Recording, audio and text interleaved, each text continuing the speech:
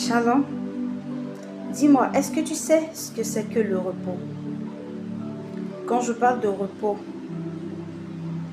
est-ce que tu sais ce que ça voudrait dire? Le repos. Le repos, c'est quand tout est sombre autour de toi, mais tu as la paix. C'est quand c'est compliqué, tu pleures, tu cries, tu te poses des questions, tu n'as pas de réponse, mais tu as la paix.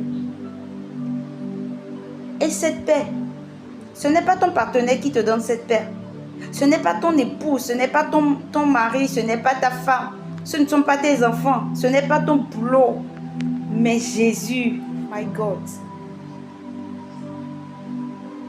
Le repos.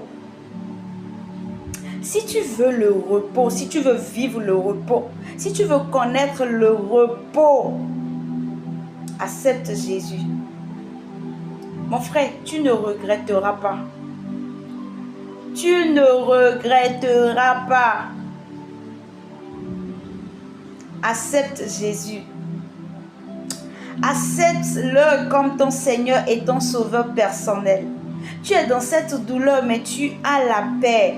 Tu as la joie. Les gens se disent, mais malgré tout ce qu'elle vit,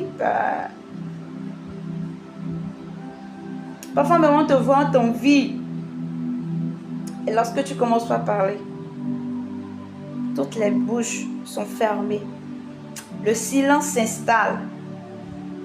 Et au fond, il se demande, mais avec tout ça, comment est-ce qu'elle arrive à être épanouie, à être heureuse?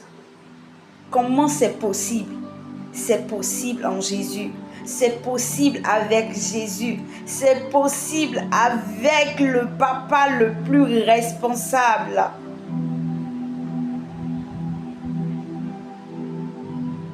C'est possible avec cet homme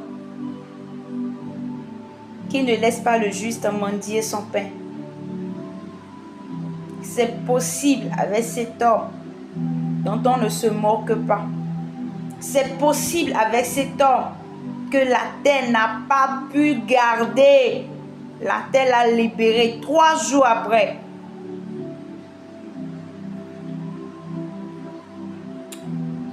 Vraiment, je voudrais que tu vives le repos. Libère ton cœur, libère ta pensée, libère ton être, libère tout et donne-toi complètement à Jésus. Il est comme se marie. Une femme qui a déjà un enfant, lorsqu'elle se marie, c'est que